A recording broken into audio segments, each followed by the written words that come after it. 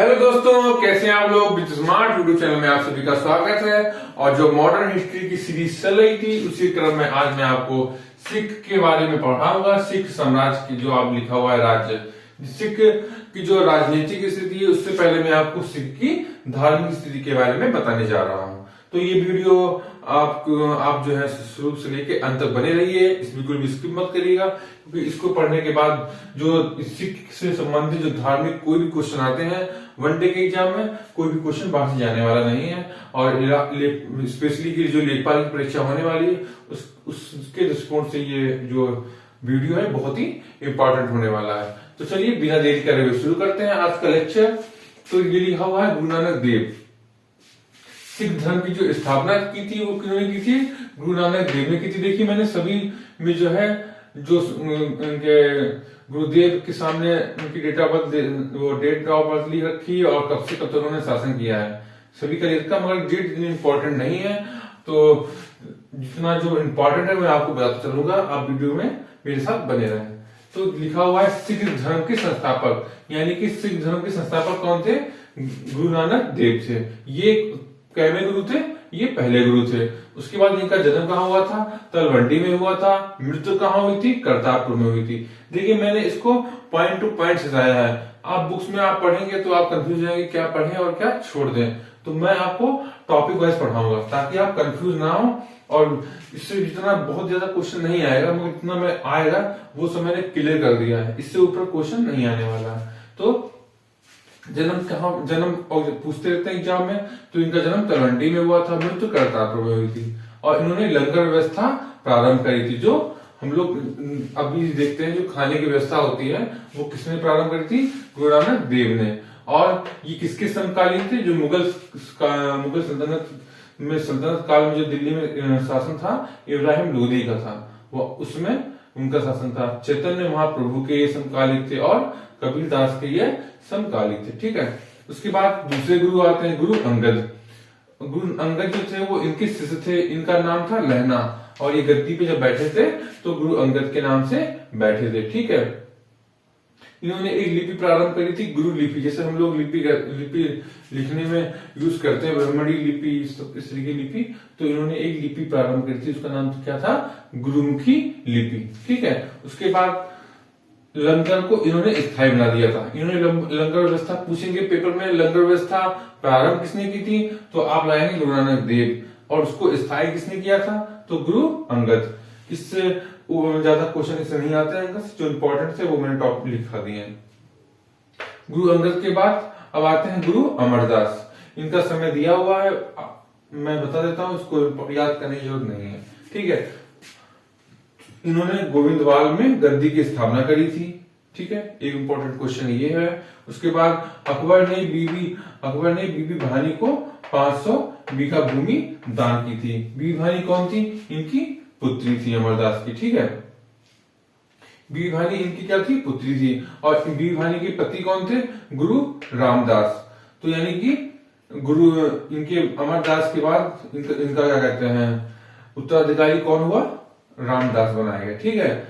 और अमृतसर नगर की स्थापना जो है किसने करी थी? रामदास ने। ठीक है। उसके बाद गुरुपद पैतृक किसने बनाया था? अमरदास ने। यानी कि इसके बाद जो भी गद्दी बैठाए थे वो उनके पुत्र बैठ रहे थे, यानी कि वंशानुगत हो गया था। ठीक है। अमरदास से क्या क्वेश्चन पूछेंगे कि अमृतसर नगर की स्थापना किसने करी थी? रामदास ने। ठीक है। अमरदास फिर रामदास। देखिए पहले गुरु कौन थे? गुरु नानक देव थे, फिर अंगद थे, फिर अमरदास, फिर रामदास। उसके बाद आप चलते हैं गुरु अर्जुन देव। गुरु अर्जुन देव का शासन कब से कब तक रहा था? 1581 से लेकर 1606 ईस्वी तक इनका शासन था। इनको बहुत इंपॉर्टेंट क्वेश्चन ये आता ही रहता है एग्जाम में, सच्चा पातशाह किसको कहा जाता था? तो आप क्या आंसर लगाएंगे? अर्जुन देव। ठीक है। अमरदास के पुत्र कौन थे? अर्जुन देव। ठीक है। और अमृतसर जो नगर की स्थापना पूछेंगे किसने, ये बहुत क्वेश्चन कंफ्यूज जाता है, तो उसको क्लियर करिए। अमृतसर नगर की स्थापना किसने करी थी? रामदास ने। और अमृतसर नगर में जो तालाब के मध्य हरमिंद साहब का जो मंदिर है, जिसको हम लोग गोल्डन टेम्पल भी कहते हैं, उसकी स्थापना अगर पूछा जाए तो गुरु अर्जुन देव ने करी थी। गुरु अर्जुन देव ने की थी। ठीक है, और उसके बाद है 1604 में आदि ग्रंथ की स्थापना किसने करी थी?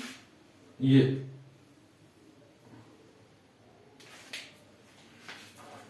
आदि ग्रंथ की स्थापना किसने करी थी?